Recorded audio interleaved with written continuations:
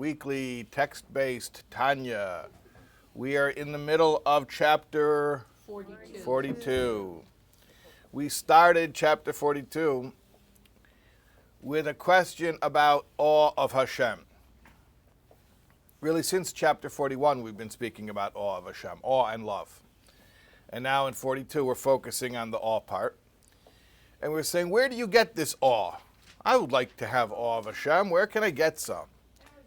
And we ordered on Amazon. So we say the place where you order the awe from is within you. Yes. Specifically, it is the Moshe Rabbeinu within you.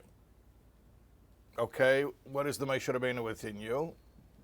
It is a particular function or faculty. What is it? Das. What? Das? Das, yes. Das is the technical Kabbalistic term for it. Give me an English practical translation of what that means. What is Das in this context? Experiential knowledge. Experiential knowledge, great. So how do you have experiential knowledge of abstract spiritual concepts? What process is required for that? Meditation. Okay.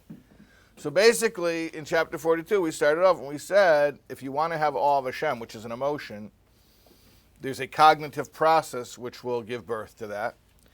And it's really engaging your own internal Moshe Rabbeinu, which has the capacity to take the abstract spiritual concepts of God and turn those into feelings, personal feelings. That's where we left off. Is toiling and meditation synonymous? Well, you mentioned mentioning toiling. He mentioned two types of toil: toil of the body and toil of the soul. Do you remember that?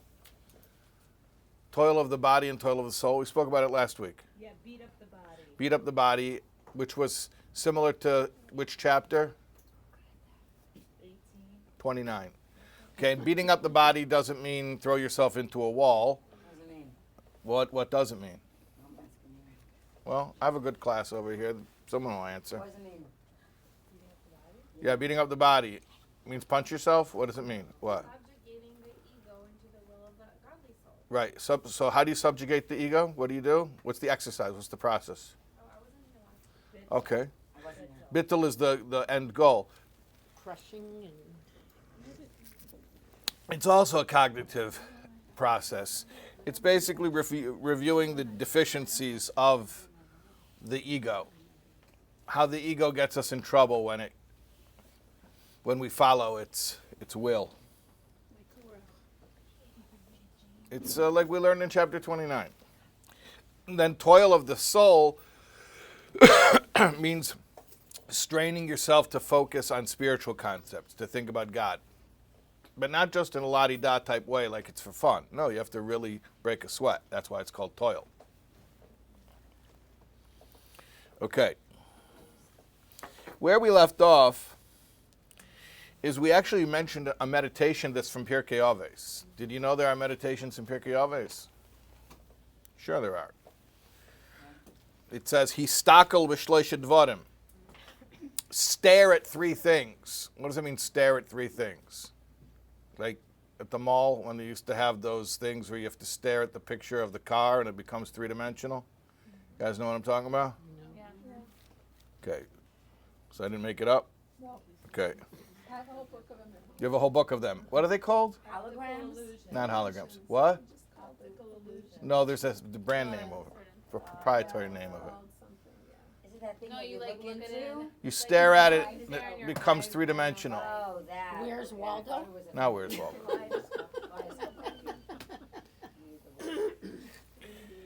They never made it to the So house the anymore. Pirkei Avos says, stare at three things. What does it mean, stare? Stare means with your mind's eye. It means mentally cogitate, focus, intensely, and intently. On what? Ayin raya, an eye that sees, v'oisen shemas, and an ear that hears, chulu, etc. We're talking about God's omnipotence.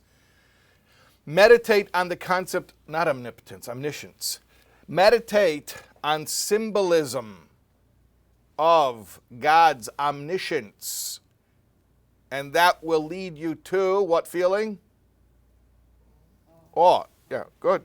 What's the third thing? Or eyes that see, the ear that hears? The third thing is etc. He doesn't say what it is. But do you know what it is? Oh, very good. Wow. And all your deeds are recorded in a book. Doesn't mean a book of paper. It means that everything is recorded. It's all on the record, I wonder why the rabbi wrote that. etc. Yeah. I wonder too, and I don't know the answer, but it is surely significant because in Tanya, as opposed to other teachings of the Alter Rebbe, which were orally transmitted and then transcribed, Tanya was written by the Alter Rebbe himself, and he was precise with every single word and even spellings of words. So I'm sure there is a reason why he writes etc., not the third thing. Don't know. I think maybe because everybody has their own way of third thing. Everybody can pick their own third thing that they should meditate on and Oh, and like post leave it it to open? Hashem, right. Yeah, like wild card. Uno wild card. Okay. Okay. You have the Hasidim, you have the literature, you have So everyone could think about whatever inspires off for them. Okay, so now he says, "V'gam ki ein lo dmus haguf," and although he has no bodily likeness, you know where that expression is from?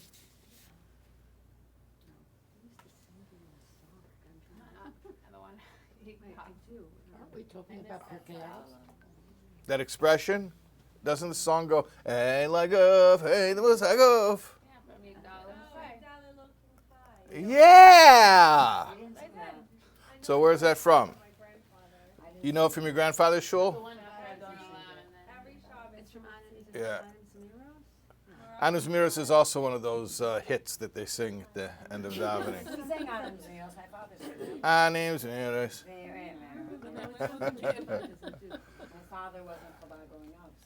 Okay. V'gam ki ein lo dmus haguf, and although God has no bodily likeness, right? Hold on a second. You just told me to meditate on an eye that sees and an ear that hears. But God doesn't have an eye or an ear. He's not a person. He has no bodily likeness. What? Yeah, that's what we said. You understand what the Alter Rebbe is asking? So how is this visualization going to help me when it's not really true? That's the etc. Harei adarabba, to the contrary. To the contrary. Hakol goli v'yadua lefanov, b'yeseseis lein ketz, mirias ho'ayin u'shmias ha'ezen al derech mashal. Everything is revealed and known to him infinitely more than a physical eye that sees or a physical ear that hears. In other words, you're right. It's not a physical eye or a physical ear. It's a metaphor. And that's what makes it more powerful, because his eye, quote unquote, is an unlimited eye. And his ear, quote unquote, is a unlimited ear. And how do we say God doesn't have one? He doesn't have one, and Well, he not has in the physical sense. right. So this is he doesn't get into this discussion over here, but generally the way we understand it is, by the way, you can have the same question, not about a physical, biological thing like an eye, but you could have the same question regarding something more rarefied, such as wisdom. Would you ascribe wisdom to God, or is that an anthropomorphism? And our answer, Do we ever use wisdom to describe God? yes, sure, we describe God as having chokhmah, or as having bina. Sure. Well, that's the 10 spherois are Hashem's spherois, chokhmah, bina, das. So seemingly we're describing godly attributes. But what we say is that he is the source of these attributes. So when we talk about these attributes, we're not attempting to describe God. We're describing the attributes as we know them, with the understanding that we are limited to our own experience, and then understanding that God is the source of those attributes and therefore possesses any of those attributes in a manner that infinitely surpasses the way that we know those attributes. So he doesn't have a physical eye that sees or a physical ear that hears, but that's all the more awe-inspiring, and ain't that the point right now, right? That's the context, is we're trying to instill awe. You want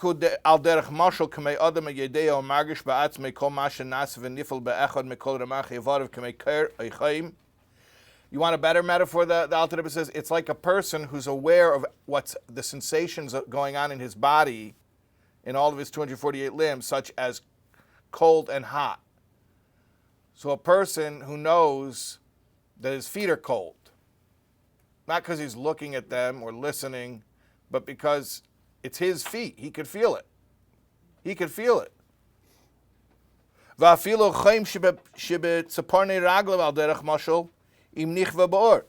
Even if his toenail gets scalded or gets burnt, he feels that. So what are we saying? That all of reality exists within Hashem. He's not going outside of himself, God forbid. There is no outside of himself, in order to become updated on the conditions of this world. Everything is taking place within him, and so he's completely in tune and aware of it because it's happening within him, just like if you would be aware if your toenail got burnt.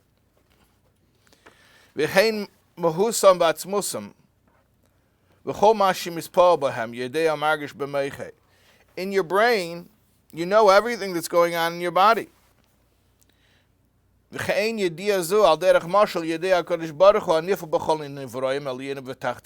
the way, metaphorically speaking, Hashem knows everything that's going on for all of his created beings in the higher and lower worlds. They all come from him, like it says, for everything is from you.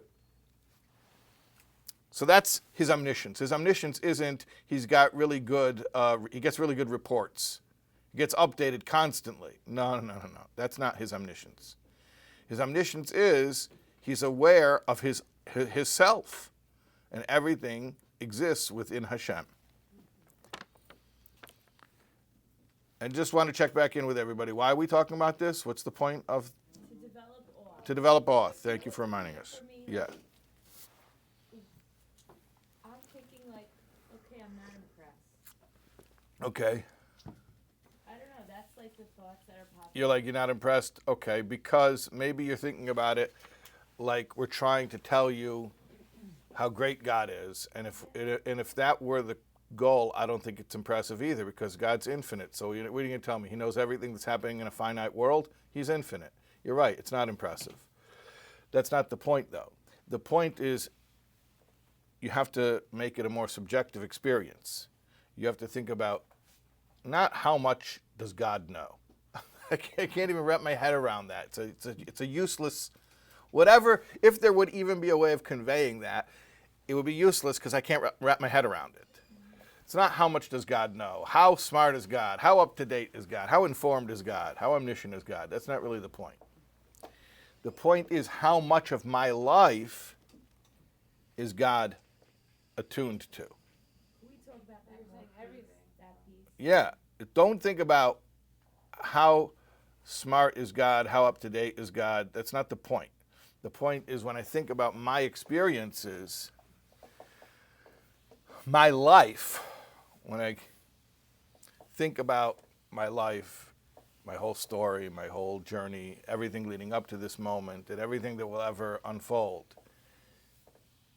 how present is God in that story? That's the point. The awe is that I'm coming to realize how present Hashem is in my life. How do we come to realize that? How can we feel that? Well, let's not ask what's for dinner when supper's sitting on the table in front of us. He just served us a classic meditation. He just served us a meditation. He's saying, meditate on the eye that sees and the ear that hears. He's telling us this will lead to awe. Now, we didn't do it. We just talked about it. Maybe that's part of the problem. It was just telling you to meditate, and we didn't actually go and meditate on it. We need like an experiential part of this program. We probably need to have like yoga mats, and everybody goes to their own corner. Words, yoga mat. The Soul Words branded yoga mats, and everyone goes to their own corner, and we turn off the lights, and everybody just meditates for 20 minutes. Probably we need to do that. But the YouTube people would just, no, you're right. No one would be quiet. Meditation right now. Yeah. You could pause. I can't believe you're here, by the way. And aren't we? You know, follow you. you follow me? So last night, I'm up all night. He's in Baltimore. I was in Florida for Shabbos, And you were in Pittsburgh. in Inverary. No, for Shabbos I was in Inverary. That I know. Okay. Okay, It's I nice. follow you. it's a very nice community in Florida. It's about 20 minutes from Fort Lauderdale Airport. Spent Shabbos there. It was beautiful. Is this for Chabad? Then there was a Chabad, there. Okay. Okay, so then I got on the plane for. Well, first of all, my glasses broke. You want to hear all about this? Okay, sure, no problem. So my glasses broke 5 minutes before Shkia. So I had to tape them up, and they were all wobbly. Well, listen to what we did. So the guy I was staying with, he's like, I got a buddy. He owns a chain of optical stores in Miami. He's going to help us. We went to the mall right before my flight, and we went in there, and the owner of the chain called up the manager and said, take care of this rabbi. And they made me these glasses in like These are 10 new? minutes, brand new. Yeah. Oh, so you're so lucky. Yes, so they made the new glasses in 10 minutes flat. I couldn't tell, by the way. Yeah. They look What? good, but- So then we got on the plane. Did he make you a backup pair in case they break it? So here's the interesting thing. Okay. I have 10 pairs of the same glasses Why at is home. there all at home? Because you know that Teddy Roosevelt used to do this too. I'm not comparing myself, You're Lahavdil, Teddy to Teddy Roosevelt. But he had a paranoia about his glasses breaking. When he went into battle, he would have extra glasses That's sewn true. into. You're in battle. Well, here's the thing. So I have 10 pairs of glasses in my office. I don't bring them with me when I travel. I don't know why. You need an extra pair. I do. Because that wasn't, now I will. So that wasn't part of my paranoid Because fantasy. of you, I need another pair of glasses now. Why? Because you now I feel like Teddy Roosevelt. Oh, now I give you something to worry about. Wear contact lenses. I So also do. I bring an extra pair. I thought about the LASIK, yeah. Okay, so then Listen to the rest of the I got the glasses fixed or replaced. Then we got to the airport. Then we got on the Southwest, because Southwest, I had to speak in Baltimore last night. Now, BWI is a Southwest hub, so it What was time? At 7? my flight You didn't say was that. Are you 1 sorry? p.m. I am sorry. and my speaking engagement in Baltimore was 8 p.m. Oh, 8. I thought it was 7. I 8. wasn't sure. Which typically By should the be way, I fine. sent Okay, you technically should have been Southwest fine. is not always So so bad. anyways, the plane took an hour to take off because they said there was weather in Miami. Yeah, there's weather. And everywhere. then we got about like half an hour from Baltimore, and they're like, oh, we got to go in a holding pattern because the air traffic control radio is down. And I learned a new term. They said in the DMV. I thought DMV was Department of Motor Vehicles. DMV is DC, Maryland, Virginia. It means that whole region. I learned that last night.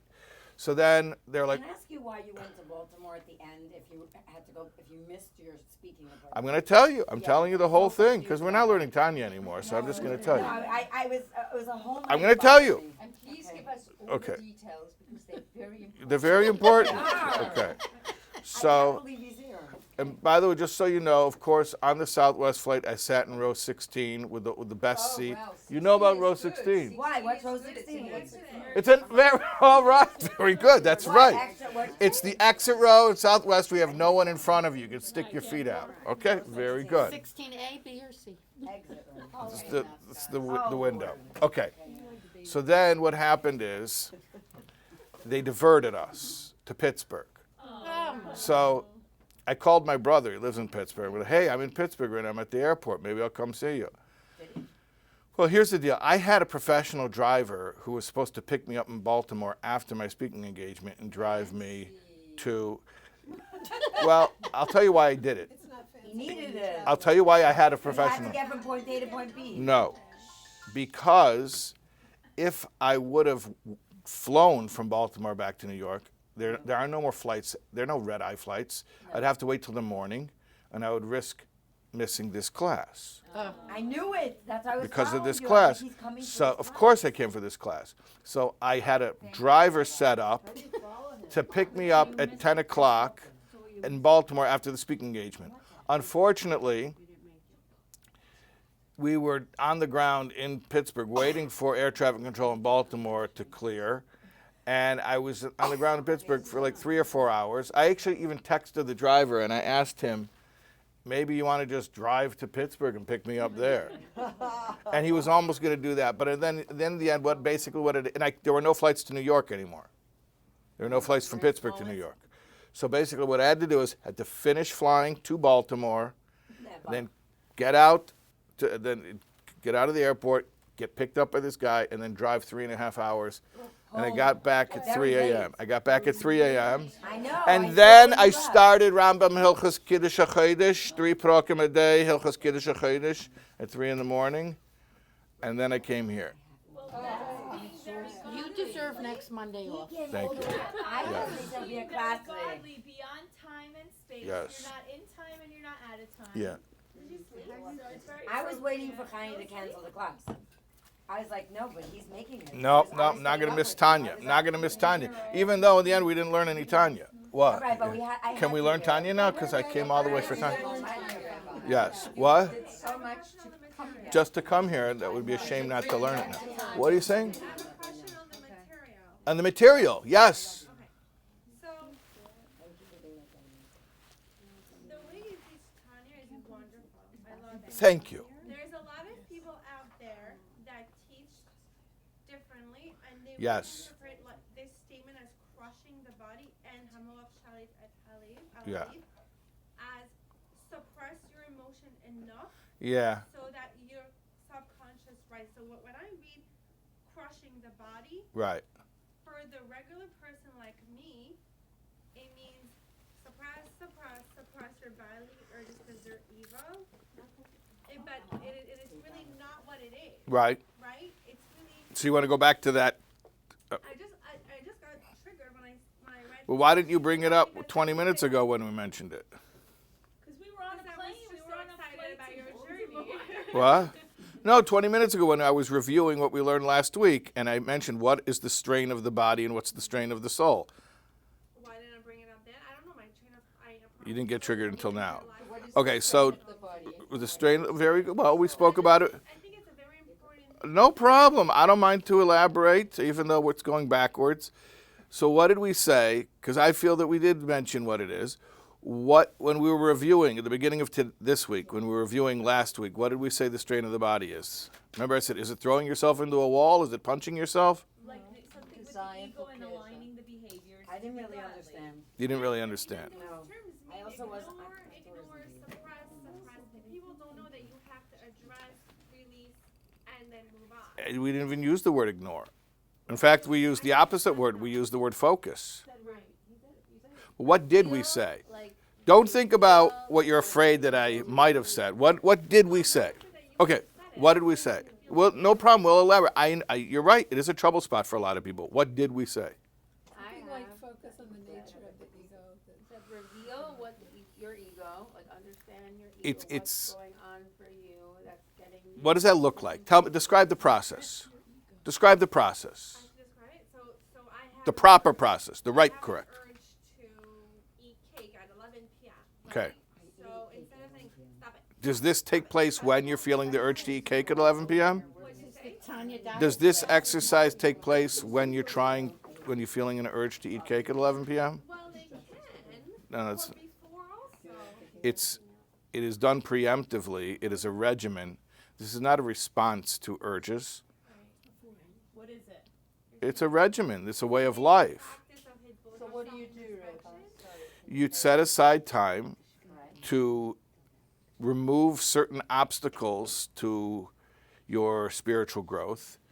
One of those obstacles is, we spoke about this at length in chapter 29, the complacency of the body/ego.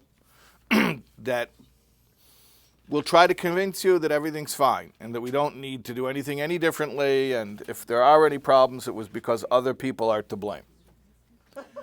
And yeah, and the way we break it down is by reviewing how how successful or unsuccessful life has been whenever we have allowed our ego and our animalistic desires to dictate our life choices. It's just a review. We're just thinking about it. Okay, hold on a second. Objectively speaking, when I do allow my body to run my life, how has that worked out for me? Not well. Lots of calories. That's it. So it's just an exercise in self-awareness. It's an exercise in self-awareness. Because I'm taking this course, I'm learning Right. about release emotion, but most people, like the people I'm taking the course with, they don't want to touch Tanya because like, well, Yeah, I know. Yeah. ignore your heart, which is totally what it's not. Correct. Yeah. Yes. So when you say, You're right. when the rabbi says you become self-aware, Yeah. is that so that you can become self-aware to conquer and crush? In this context, you become self-aware because the self-awareness itself removes an impediment to spiritual growth. Without the self-awareness, then we're just going to continue to repeat the same habits, and we will not be open for spiritual growth, specifically in the area of awe, which is the context of this chapter. So we're removing the rationalization of the body ego so that we can become receptive to some new ideas that might inspire us. Didn't you label it unbridled joy? Not in this chapter. Maybe in chapter 33 we spoke about unbridled joy. Yeah, So you 29. remove, 29? Okay. you remove An the example. rational, The rationalizations of the body and the ego What could, like, that are if keeping we- you if we complacent. layman, like an example, to remove bodily, like what rationalizations, can we discuss this in like a real life example? Like the excuses it's we make Monday for morning. ourselves. The excuses we make for ourselves. So we think about real life examples and we say, okay, hold on a second. It's like a little intervention, where they like corner the guy and they're like, okay, here's all your friends and family, and they have all this evidence about how you're messing up your life, and we're going to make you listen to it, and you can't look away. So that's what it is. I thought that was back in the other chapter. Yes, didn't I say that this is the same concept we learned in chapter 29? You're saying, well, why is he saying it again? He's saying it again because he's reminding you that in order to develop the awe, you're going to have to be working with a receptive heart and mind, and we might need to go do some touch-up in a chapter 29 type style to remove some of that rationalization. But that's not the point of this chapter. Just reminding you to keep doing that on a maintenance level, because without it, we're not going to be receptive. I have not been doing it. So this is a reminder that we need to keep doing it. Rabbi, and then what is the strain of the soul? When should we do it? Yeah, like okay, I'm not in the mood to bench. I washed, I have bread, I'm not in the mood to Right, bench. that's not the time to do it. The time to do it is a part of your regimen so that when a dilemma comes up, you're going to be more aligned with God's will for you. This is not a response to what to do in the moment when you're conflicted. It's part of a regimen. Just like, ladies, you know how, like, to your credit, I'll say this, I won't hold back my praise. It's very impressive how religiously people attend this class, right? That's part of your life. You have that carved out, and basically very little is going to cause you to miss it. Okay, that's wonderful. There are certain things that you need to do for yourself. Maybe this is the time to mention it now that we're finally on chapter 42. You can't just have a weekly Tanya course and expect it to be life-changing. I mean, when you're very new to it, the ideas are so new, it feels so exciting that you think it's life-changing. But maybe to some extent, it's starting a process of changing your life. But to really change your life, there have to be daily rituals and routines that you set up for yourself. This is not like I'm telling you there's a set schedule for this. Learning Tanya and things like that. Yeah, that too. But right now I'm specifically speaking about having a prayer and meditation routine for yourself. There's so many meditations. There are many meditations, that's true. Like, what do you mean? Like, what type of Rabbi, the hard thing is carving out the time. Love and awe. Because I made a Because our brain commitment to do this after davening, that I would sit down and meditate after davening. Well, the first 2 days I did it, and then I might suggest to you to be very religious about 2 times of day, about your morning routine and your bedtime routine. So your morning routine, I would strongly suggest to you to engage in prayer and meditation before you allow the world to touch you. Can you help us with like Modani? Isn't there a I didn't even say Modani? Modani. I remember doing one. Well, Modani meditation. yeah, at the very least, Maidani, yeah. There is, no, but there's a But meditation. yeah, and the truth is, Maidani you shouldn't even meditate on, and I'll tell you why. Because the whole point of Maidani is to say it when you're half awake. And if you can meditate when you sing Maidani, you waited too long. Ah, I see what you're saying. Oh. But there is, I never learned studying mode. Yeah. Doesn't the Baal Shem Tov say that just having self-awareness is healing itself? Okay, you're right. So we don't have to do anything else. No, I'm not saying that. I'm saying that. I'm saying that's step one, just being aware of what. Yeah. Most people go throughout our day, we don't know what we're feeling. There's like 150 words for feelings, and we think there's only angry, sad, and frustrated, right? So just getting in touch with our feelings and becoming aware of them is a step one. But we don't take the time to do that. Feelings are not as Feelings Okay, so should we cancel this class and go? We're not meeting next week. Oh, we're not meeting next week. Applying Tanya. This is applying Tanya. Everybody's in this. My question is, Well, we sit and we meditate that on God's eyes Yeah. that see, ears Yeah. that hear, even though He's beyond that and He really Yes. knows everything. And when I meditate that on that in the morning, then during the day, yes, when I feel like I'm not in the mood to do this mitzvah, yes, it'll make me want to do the mitzvah. yes. You just said it correctly. But I don't agree. You don't agree? What do you mean? You mean that hasn't been your experience, or you don't believe it would be your experience? Yeah, like. But how can you say that without trying it? I'm not like inspired, and I know we're not here to But be this isn't inspired. just here to inspire. Here's the deal. This is not supposed to pump you up. Yeah, This it is, doesn't. it's It's not like- supposed to. does Some sometimes. learning, the whole point of it is to pump people up. Okay, so since you're telling me the way we ought to learn Tanya, let me tell you something about the way we are learning Tanya.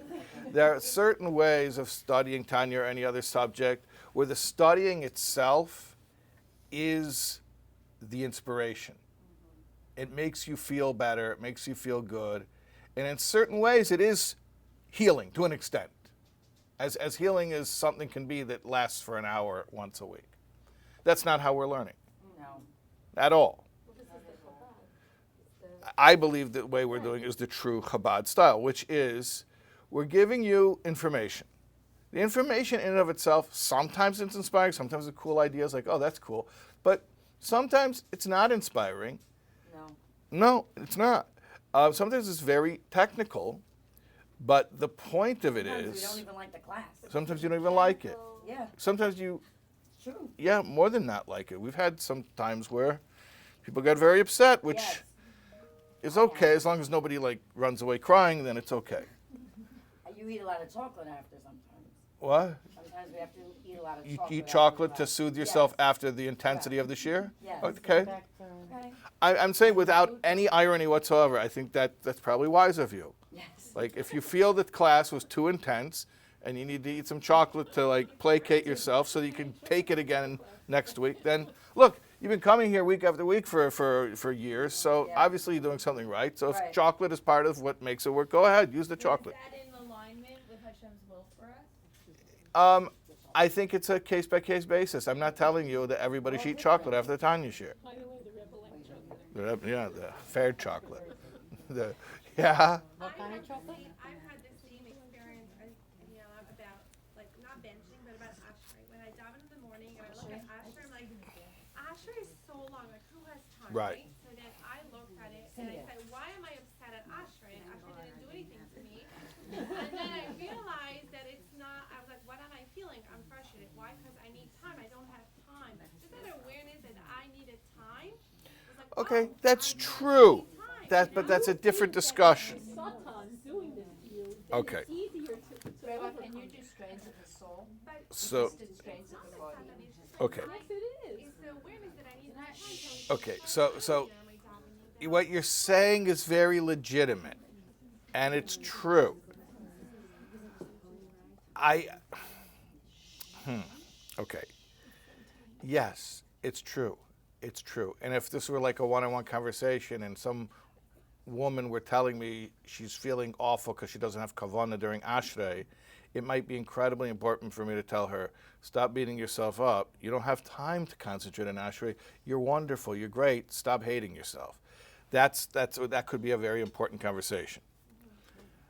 But if we're trying to go through Tanya, I can't stop every line and be like, by the way, in case anyone's being religiously triggered right now, because of stuff that I didn't even do to you, like it's not my fault. Why is my Tanya class getting derailed? Because your teachers made you feel neurotic about not having kavanah, and if you don't think about Pesach Yadecha, you have to go back or you're not going to have a good life. Okay, at any rate, here's the disclaimer about everything. Everyone is wonderful. Everyone is good.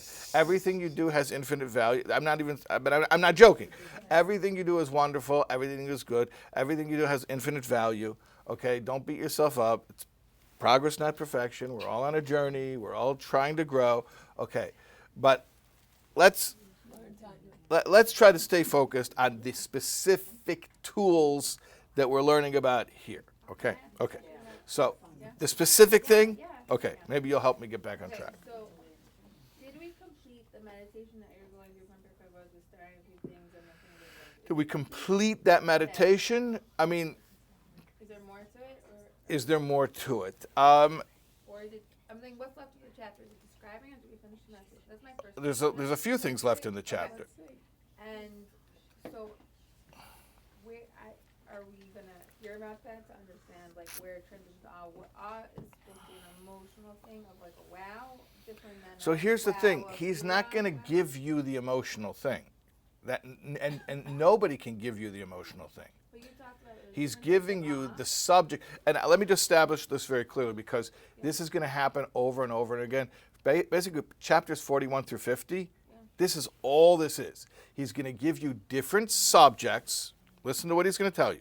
The whole 41 through 50, he's going to describe different types of love and awe because there are many different flavors and stripes of love and awe. It's not just monolithic. He's going to describe all different types of love and awe. And then he's going to give you the subject matter that you're supposed to meditate on in order to induce that love and awe. Studying these words will not induce the emotional experiences that are being described in the text. It is a manual. So if you read the instructions from IKEA how to build a crib and then you're angry because you don't have a crib, that's not how it works. You have to follow the instructions. So these are instructions how to do it. But reading it doesn't make it happen. And why do we want love and awe? Why do we want love and awe? Okay, legitimate question. You asked that last week, though. Do you remember? But we need the answer. I do. See, yeah, it takes a long time. Okay, fair enough. That's a great Okay. Hey, why do we want it? I wasn't here last week. Well, my answer to you would be different than it would be to someone who walks in off the street holding a pizza. I would like to know both answers. Yell. person walks in off the street, I'm not even sure what I would tell them. I'd have to figure out what they're thinking about already and try to build a bridge to some type of common ground. So I don't know what I would say to them. But what I would say to you is, okay, at this juncture, because you didn't just pick up Tanya and open straight to chapter 42. You built up to that point. So let's just remember where we've been. And I know the journey is taking a long time, so sometimes we forget where we've been. But by the way, be thankful that I teach the way that I do, because most Tanya classes, the pace they go at, it would take you 7, 8, 9, 10 years. Okay, and I am ruthless about going very quickly, relatively quickly. So imagine how much more you would have forgotten the whole journey if it would have taken 7 years to get to chapter 42. All right, instead it's, yeah.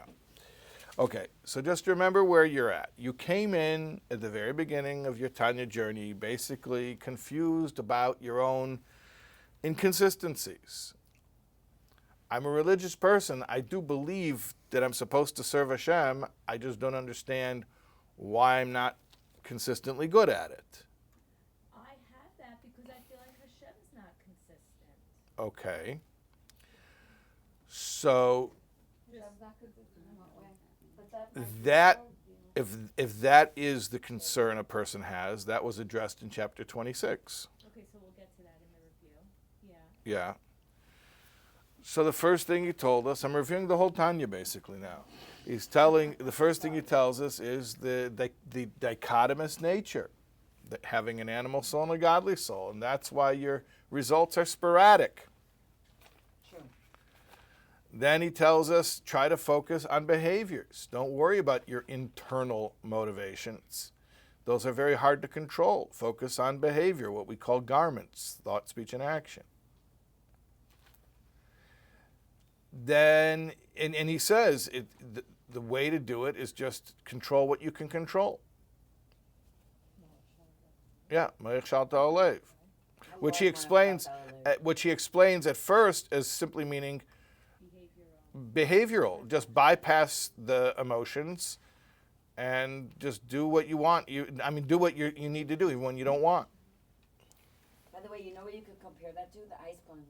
Water, the ice, the ice plunge? Yes. That's Marshall Darlev. In order to go in, that's exactly what you need. Oh, the ice plunge, yeah. It's the truth. I've done it. By the way, it's so funny. The whole world's talking about, I'm doing my ice bath. It's the best. Okay, can I tell you something? No. What? For hundreds of years, what were Chassidim doing every single morning? Mikvah. They went to mikvah. Smash the ice and go to the mikvah. Right, now it's a new trend. For hundreds of years, Chassidim was smashing the ice and going in the mikvah, and now it's a new trend. We're doing it in a spa. Okay. But it is amazing. But you have to Chapter do 26 Marshall was Darlev. Okay. Hashem is our house guest. I don't know how they did it 100 years ago. Chapter 26 was Hashem is our house guest. No, that was 33. Did you do this? 34. Oh, that's it, folks. Going back to the review. Okay. Behavioral So then we say, but if you're going to only focus on behavioral perfection and you have no system for changing your emotions, so that's not very sustainable. So then we learn one method for aligning your emotions to God's will, which is to trigger the adrenaline rush. We spoke about how any Jew would gladly give up their life in a case of martyrdom, and that we have to access that in seemingly mundane or pedestrian situations that we normally wouldn't react to with such intensity. Is this the strain of the soul? No, this is no. We got completely off of that. We're reviewing the whole Tanya now to justify whether or not we're even interested in developing all right It now. all started in Florida. It all started in Florida. The broken frame. We got rerouted. Got rerouted. My fault. So aligning our emotions with Hashem's will is the fact that it already exists latently with Jesus. Yeah, well, that was one approach, is it already exists latently. Yes, that was one approach. And then he's like, okay, I got another approach for you. Well, actually, no, he doesn't do that right away. Next, he says, what do you do to deal with your emotional challenges? Like you feel your life is too difficult, right? So we dealt with, or other emotional challenges. So we dealt with those things. We had 6, 7 chapters on it. It's hard to condense it into a one-liner. Without the Tanya mark. But they were all cognitive reframing. They were all different perspectives. Perspectives, how to look at things. The sun, what about the sun? The rays of the sun? Well, that was more of a metaphor about God being present. Yeah. We would fail the final. What? About the sun? Failing the final. Yeah. I said we would all fail the final, I think. I don't think we would have passed the midterm. You know what? Maybe I think that the average person in this class, or certainly the aggregate knowledge possessed by the totality of this class, you would be shocked the level that it's at. And in fact, I don't want to bash anyone and say it like negative ways, but like, let's say if you would take a group of people who are in school and studying Tanya and have a class every single day, and, like a yeshiva. I'm not saying which yeshiva. Take your pick. And compare their knowledge. They probably would know more like diukim, like the details of like this word and that word and why it says, etc., instead of all your deeds are written in a book. That kind of stuff, they probably know better than you guys because I don't teach you that stuff. But as far as the flow of the chapters and the main points and what it actually means in real life, this class is on a very advanced level. That's intellectual knowledge. That's different. But than yes, history. that's intellectual knowledge, and you have to understand the limitations of a class. It's like, I can serve you food, I can even teach you how to cook for yourself, but I can't eat it for you. Can you teach me how to Because plate that's it the so value that of I can homework. eat it? Aren't you comparing this to high school You girls? have to do homework. No, Or even the Bachram. Last year we discussed, Rabbi, in the library after class once that we need like the last 10 minutes, how we're going to integrate this into. Yeah, we did once speak about that. different course. Can you go back to the review? Okay, let me get to a place where I can stop here, and then maybe we'll give you some practical homework here. So when we were meditating on God's omniscience, and we were describing it as, how does God know everything that's going on? He knows it like you know everything that's happening in your body. You know every sensation that your body is experiencing. You're aware of what's happening to you.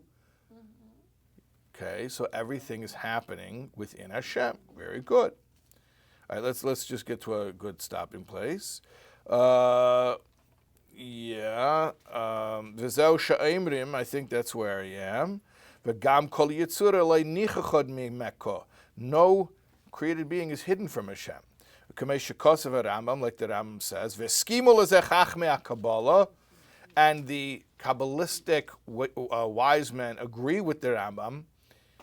This is an important concept. K'mei shekosav Haramak b'Pardes, like the Ramak, Rav Moshe Cordovero writes in the Pardes, Shibiadias atzme k'viyachol, that through knowing himself, Yedea kol nivroim animtzoim mitos himotzei v'chulu, through knowing himself, he knows all of the created beings that are found, that exist because of the truth of his existence. It's an important theological point, which I'm not going to get into, especially because we gobbled up so much time with other things. There is a great theological debate regarding the nature of Hashem's yediyah, about his knowledge. The Alter Rebbe is saying that this way of looking at it is consistent both with the Rambam as well as with the Kabbalists, namely Moshe Cordovero the Ramak. And that is that through knowing himself, Hashem knows every detail. Okay, let's just continue a little bit here.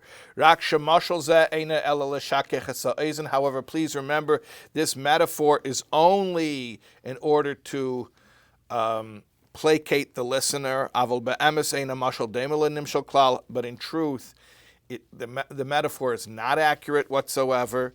Ki nefesh ha'adam, because a person's soul, afilo hasichlis v'alakis, even his nefesh hasichlis and even his nefesh alakis, meaning not just his nefesh habahamas, meaning not just his animal soul, but even his intellectual soul and even his godly soul. He mispalis ma'eri aguf v'tzaydoi machmas islab shusei mamish b'nefesh ha'inus ha'mulubashes b'guf mamish. The soul of a person is actually affected by what's happening to it, because even the godly soul, it's invested in the animal soul, and therefore it is subjected to whatever's happening to the animal soul. However, in contrast, Hashem is not affected by the changes or the occurrences of this world. Nothing affects any change in him. So please understand that on one hand, he's totally aware of everything that's happening, just like you're aware of everything that's happening to you. On the other hand, the metaphor is not completely consistent because it's not affecting him, because he can't be affected. He is the cause, not the effect. We create the view of the taxonomy. We affect how we relate to him, We affect how he's the revelation of Hashem. In order to help us wrap our heads around that concept, so the sages of the truth, meaning the Kabbalists, already elaborated at length in their books about these concepts. However, at the end of the day, all Jews believe, without any intellectual probing into the matter, and we say, Ata, you Hashem, who? You are. Ad shalei nivra ha'elam v'chulu. You existed before the world existed, and you will continue to exist after the world exists. You are eternal. You are unchanging. You are unconditional existence, like explained above in chapter 20 when we were talking about the nature of God's oneness. So he's making an important theological disclaimer that although when we are meditating for the purposes of inducing awe, when we meditate on Hashem's omniscience, we're very, very focused on this idea that Hashem is super aware of everything that's happening because it's happening to him. At the same time, please don't be confused. Please do not think that he is subjected to and affected by the changes of this world so that they induce a change in him. Okay, so can I have a pen just to mark that we got up to, it says Perek Chof. Okay, we got up to where it says Knizkel El Perek Chof. Okay, so you want a little practical meditation. So think about, yeah. With the Rebbe, please tell me one sentence. What is the strain of the soul? Strain of the soul is to think about God. Strain of the body was to review how poorly your life goes when you listen to your ego. Strain of the soul is think about God. Okay, so here's the assignment. Think about your life, not somebody else's life. Not a happy meadow with butterflies and a sun shining. It's something you could find on stock photo websites. Not that. Not picture a brook. No. Think about your life, your actual real life. I'm not going to tell you think of happy times or sad times. I don't know, whatever comes up. You'll probably find out about yourself if you see what kind of pictures are coming up. Anyways, think about your life. Think about that whatever it is that you remember, whatever it is that you were conscious of, Hashem is certainly conscious of, and infinitely more so. And infinitely more so. So that's it. Just think about, and I'm not going to tell you, and therefore feel awe because of it. If you do this, the Alter Rebbe says, you will feel awe because of it. So just think about your life, think about what you're aware of, think about what you've seen and heard and processed, and then think about the fact, however you have to do it, if it's by visualizing the eye that sees or the ear that hears, however you want to symbolically represent that to yourself. Think about how Hashem's omniscience extends to all of that. Okay? Now, if you want to do it right now, You're welcome to do it right now. And if anybody sees anybody else quietly staring into the corner, just allow them to do that. They're meditating. They're okay. Nobody needs to call Hatzalah. Just your friend is meditating. Just let them meditate.